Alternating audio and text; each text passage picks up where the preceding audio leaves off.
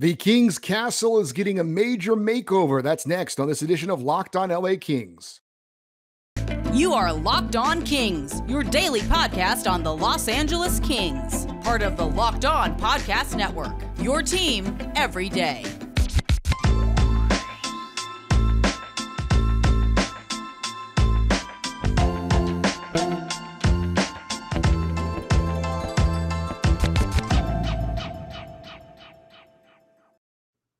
Hey, Kings fans, welcome to Locked On LA Kings, your team every day. Thanks for making Locked On LA Kings your first listen every day. We're free and available wherever you get your podcasts and on YouTube as well. Please like and subscribe if you are enjoying this content.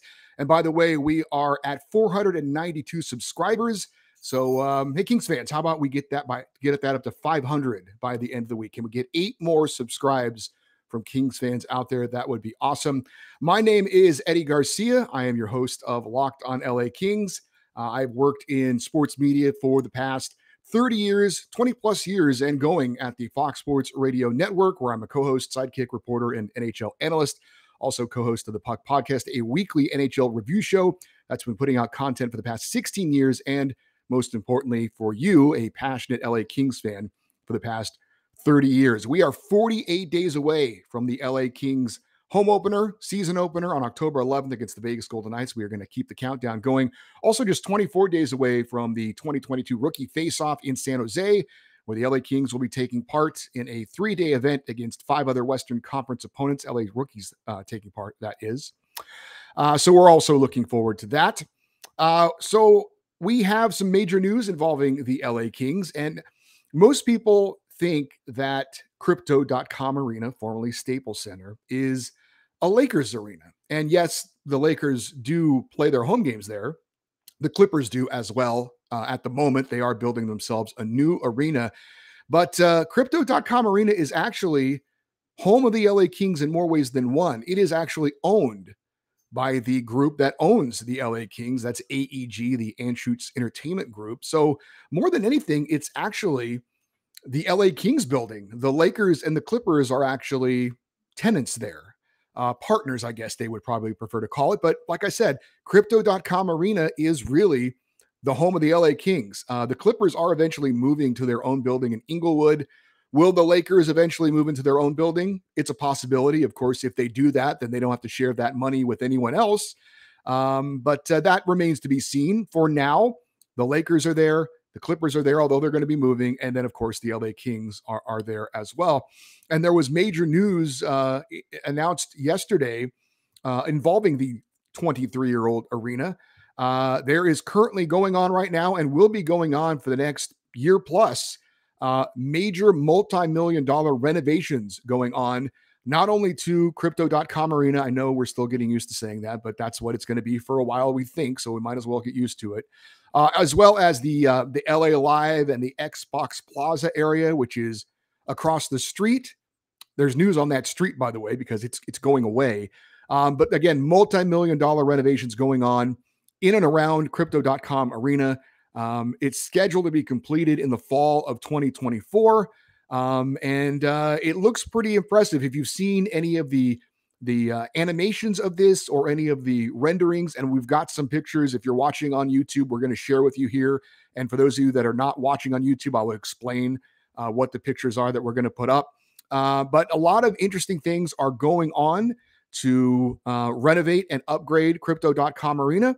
That should make it a more enjoyable experience for us as Kings fans to go to and attend events there, as well as, of course, concerts. And if you're a Laker or a Clippers fan, you go to games too. Okay. But this obviously is about mostly about the LA Kings. But some of the things they're doing are, kind of the things you would expect them to do, right? They're going to put in a new sound system. They're going to, just make things look more aesthetically pleasing, upgrading different parts of the arena, concessions, things like that. All that stuff is pretty typical of any arena that does an upgrade. Some of the things, though, specifically with what they're doing for Crypto.com are pretty interesting. And one of them that I'm kind of excited about is, as I mentioned, the outdoor area. Now, that street that runs in between Crypto.com Arena and the LA Live area is called Chick Hearn Court. They are going to get rid of that street. It will no longer be a street. They're going to expand the plaza area to include all of that area that the street is, from crypto.com over to LA Live. Now, normally, if you go to a Kings game, and I'm assuming it's the same for a Lakers or Clippers game, quite frankly, I've never gone to a Lakers or Clippers game at the former Staples Center. But for Kings games, they shut that street down, and there's no traffic being used there, which is obviously a good idea. But now they're just going to kind of take it to the next step. And I'm going to show a picture again, if you're watching on YouTube, of what this is going to look like. This is courtesy of AEG. And so you can see on here, and I'll explain it to you if you're just listening on the podcast. Like I said, they're basically just expanding that whole plaza to include the entire street as well. They're going to line it apparently with a bunch of palm trees, and they're going to set up all kinds of different booths and things. So they're kind of making that in between street area. Well, it's just kind of going away. They're just expanding the plaza there in between the arena and the LA Live area. So that's very intriguing. Certainly very cool. It's kind of what they've been doing in a way anyway, but now they're kind of officially doing it as far as getting rid of the asphalt. There's no street there anymore. They're not going to allow any traffic to go through there anymore. So that's a pretty cool renovation that they're doing. And by the way, if you want to see this and you're not watching the YouTube channel, you could go to the LA Kings website, lakings.com. The LA Times, if you could find it, it's kind of hard to find, has an article about this. Maybe you could do a Google search on it. And they've got some renderings and some animations there as well as to what that opening plaza area is actually going to look like. So that's certainly very interesting. Another thing I found really interesting is that they're basically going to knock out a wall, an outer wall of the crypto.com arena, and make it to where you can go out and see, I guess in some ways, the skyline, although I don't know that direction of the arena is actually the skyline, but we've seen this in a lot of football stadiums. I know if you've ever seen the Oakland Raiders stadium in Las Vegas, they have one end of it is basically glass, and you can see out into the Las Vegas Strip.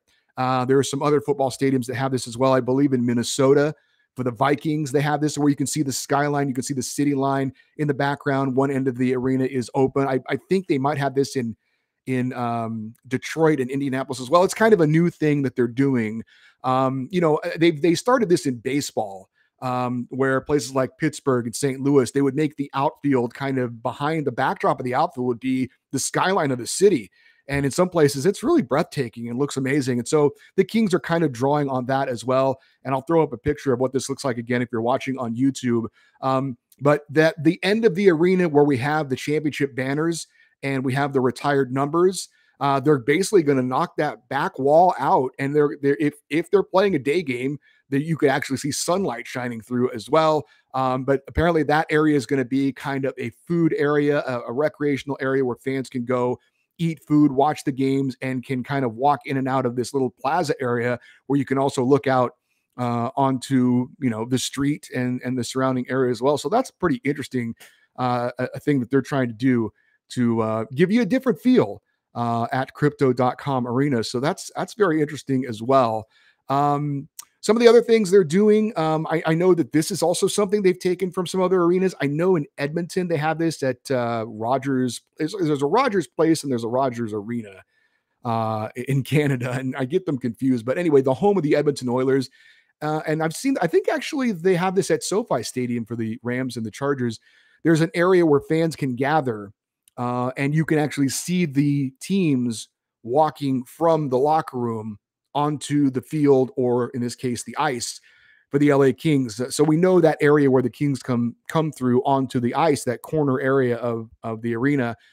They're going to make it now to where fans can be on each side of that area. And there's going to be, I assume, like suites and places where people could eat and hang out, and also see get a little bit more up close with the team as they walk out into the ice surface for warm up and for the game and in between periods. So that's pretty cool. I know the Edmonton Oilers have this. I'm not sure what other teams might have this, but it is something that the Kings are taking from some other teams that are doing this. I know they say they're going to redo the Impact Sports Bar and Grill that is down there on the lower level. It's been a few different things over the years. It seems like they can't really decide what they want it to be, but apparently they're going to redo that. It's that kind of restaurant area that is in between Team LA store, and then also where the Gretzky statue is. If you go into Staples Center, they're apparently redoing that. And you know, a lot of other things, like I said, with the concessions and just making things a little bit nicer. And there's another part that I believe it looks out over LA Live. It's an outdoor area. I know sometimes the TV Bally Sports is set up out there, and they'll do like their in between intermission things. Sometimes it's out there. I'll throw up another picture of this as well, but they're going to apparently expand this and make this look a little bit nicer as well. It's more of just like an outdoor eating and drinking area, more tables and more different areas upgraded to where you can kind of, you know, in between periods or pregame. I'm not sure about postgame. You can go out there and eat and drink and kind of hang out as well. So some pretty cool things they're doing with Crypto.com Arena. You know, there are going to be, let's be honest, there are going to be a lot of things that they are doing that most of us will not be privileged to, and I'm including myself into this. I'm just a regular Kings fan like you. I've had season tickets before. I've never sat in a luxury suite to watch a game. I've sat in one luxury suite in my life, and that was for a Tool concert back in the day.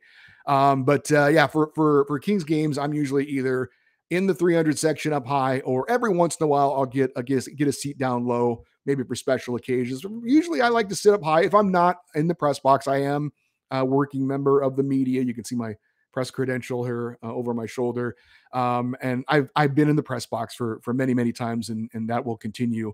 But there, you know, look, the people who spend the major money are corporations, are suite holders, and the Kings are obviously looking to take care of the people that spend the most money. It makes sense. And so they're going to do all kinds of upgrades to the suites, all kinds of upgrades to the luxury boxes and all those types of things. There's certain clubs they have down below that season seat members, certain suite members can access that most of us can't. If you go buy a ticket in the 300s, you're not going to be able to go to these areas. But they're going to do a lot of upgrades with that as well. But it's an overall upgrade. They're going to have, I believe, at each end of the arena up high in the corner will be a couple of new jumbotrons as well, in addition to what we see over the ice. So that's very cool. So I assume they're also going to, for the players, they'll be upgrading the locker room areas as well. So, I mean, look, the multi-million-dollar renovations going on at Crypto.com Arena. If you don't remember the details of it, Crypto.com entered a partnership with AEG, 20-year, $700 million deal to be the corporate sponsorship for that venue. That's obviously quite a lot of money. Now, I don't know the details of it, how much of that money has been given up front. I also am not all that, versed on cryptocurrency and how stable that is or not. If I'm the Kings, I'd like to have a lot of that money up front as much as I can in case this doesn't work out. Because again, cryptocurrency seems like something that could be a little bit risky. I don't know. I'm not an expert in that in any way, shape, or form. But again, 20-year naming rights deal, $700 million. So the Kings have, and AEG more specifically, have a lot of money to upgrade the arena. And, why are they doing this? What's kind of the purpose of doing this? Well, I mean, it's going to sporting events now is not just about going to sporting events. It's also about an experience for a fan, right? And if you look around, I mentioned the Clippers are getting their new building. It's supposed to be very nice in Inglewood. Already in Inglewood, you have SoFi Stadium, home of the Rams and the Chargers. My wife is a Chargers season ticket holder. I've been to that facility a number of times. It's pretty breathtaking. It's, the most amazing venue I've ever seen a sporting event in. It's really nice. And so, Staples Center is now competing with these places. I mean, the LA marketplace is obviously incredibly competitive for dollars for sports fans. You've got a lot of different options. I mean, if you're a hockey fan, you're a hockey fan.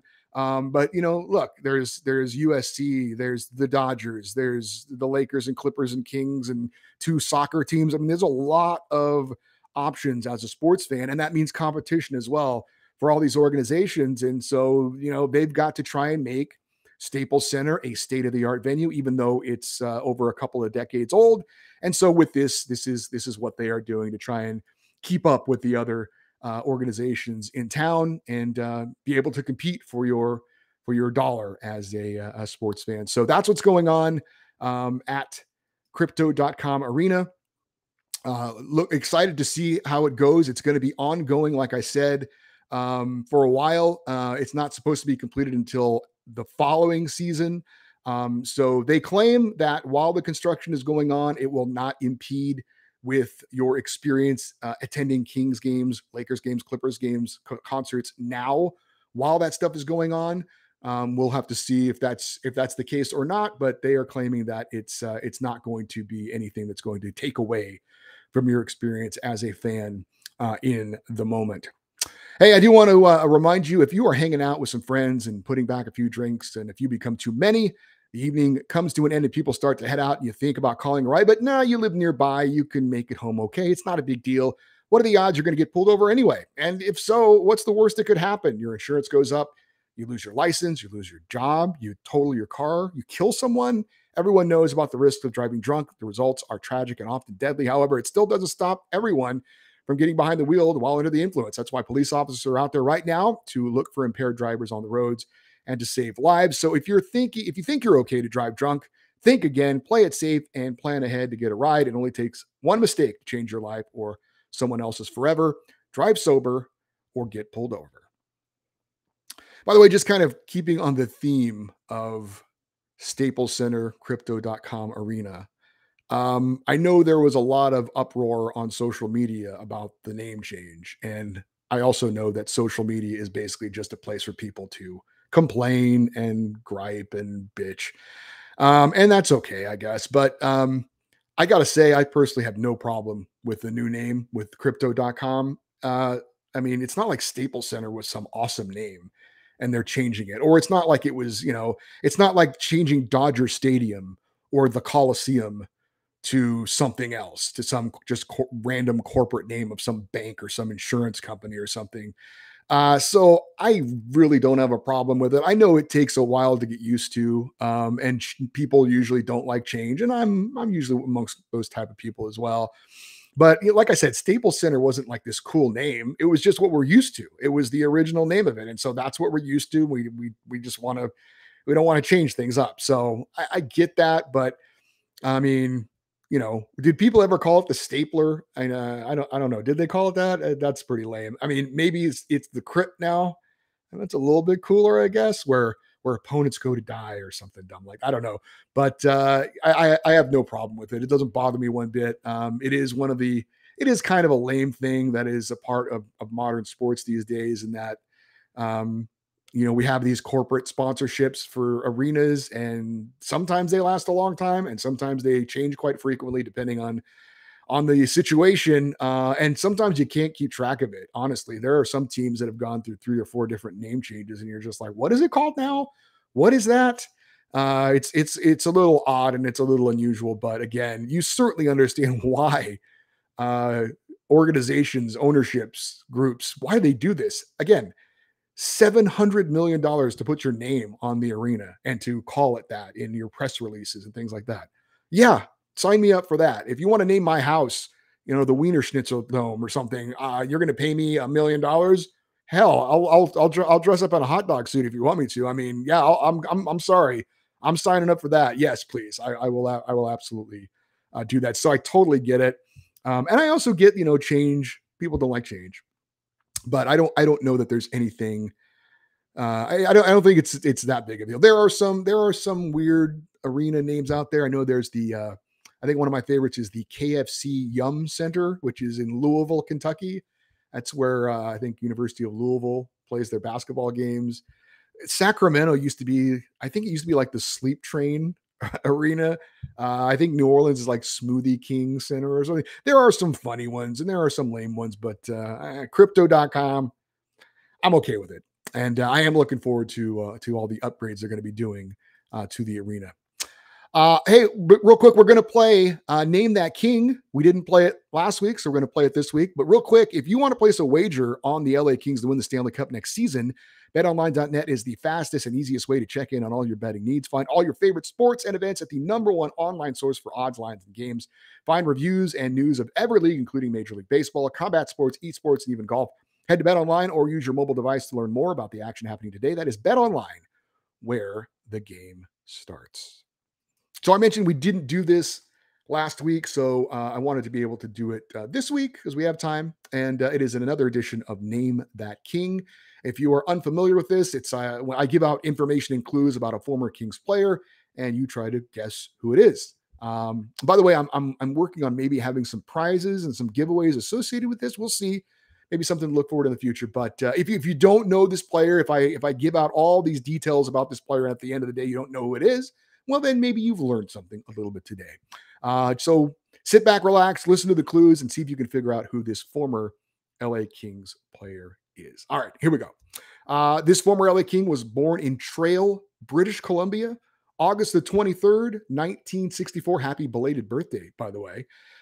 Just for fun, I saw this fun fact. This guy played in the Little League World Series, which is going on right now. Played for Canada in the Little League World Series back in 1976. He was drafted by the Hartford Whalers, 88th overall in 1982 after a stellar junior career. He had 108 goals and 192 points in one season for the Brandon Wheat Kings. That's insane. After playing parts of 7 seasons with the Whalers, this former LA King was traded to the New York Islanders, where he played for parts of 5 seasons, then 1 season with the Rangers, and then he joined the LA Kings for the 1995-96 season, where he would spend the next 4 years. He would then join the Atlanta Thrashers for parts of 2 seasons, and finally a handful of games with the St. Louis Blues before eventually calling it career. He was a 2-time 40 goal scorer in the NHL, ended up with 408 goals and 490 assists for 898 career points in 1,258 NHL games spanning 18 seasons. He is still a very much a part of hockey these days. Matter of fact, he is married to the Vancouver Canucks assistant general manager. This guy is now a longtime NHL broadcaster. Most recently, he has been the lead analyst for ESPN's hockey coverage. I mentioned his wife. His wife used to work for the LA Kings for 1 year in 1998. She was a radio analyst for the LA Kings. His wife is a Hall of Fame hockey player right now. This guy has the nickname Chicken Parm. Have you figured it out yet? I would think most of you maybe have at this point. His wife's name is Cammy Granato of the famous hockey playing Granato family. And this former King also is, I believe, the voice of the EA Sports NHL video game, which is very popular. I believe he's still doing that as well. Have you figured it out yet? Can you name that King? The answer is Ray Ferraro, former LA King for 4 seasons, did not play on a lot of good LA Kings teams, unfortunately. But I think he remembers his time in Los Angeles pretty fondly because, again, he met his wife here in Los Angeles and is now, again, one of the leading hockey analysts in the NHL working for ESPN. Former LA King, Ray Ferraro. Hope you were able to get that. If not, maybe you learned something today. We wrap up today's show by letting you know what's coming up tomorrow. We are scheduled to have a special guest. We're going to talk with Locked On Wild host Seth Topol and get an in-depth look and analysis at former Minnesota Wild, now Los Angeles King forward Kevin Fiala. We're going to find out from Seth all about Kevin Fiala and what he did while he's in Minnesota and how he feels about the trade between the Minnesota Wild and the LA Kings. By the way, I did see this. I wanted to pass it along and say thank you to you guys that the Locked On Kings YouTube channel ranked 7th amongst all Locked On NHL shows that are on YouTube. So that's cool. We're in the top 10. So thank you very much for that. I do want to remind you to keep up to date with this show and what's going on with the LA Kings. Please follow us on Twitter. We are at Locked On LA Kings. If you would like to send me an email with any comments or thoughts about the show or anything else involving the Kings, you can send me an email, lockedoneddie@gmail.com, EDDIE, lockedoneddie@gmail.com. We are going to have an email segment coming up on Friday's show. Excuse me. I want to thank you again for making Locked On LA Kings your first listen every day. Now make your second listen Locked On NHL. Locked On experts give you a daily 30-minute podcast of all things NHL all year long. Stay up to date on everything in the hockey world. That's Locked On NHL, your daily 30-minute NHL podcast. As always, thank you so much for for listening and for watching to Locked On LA Kings. I'm Eddie Garcia, reminding you as always, go Kings go.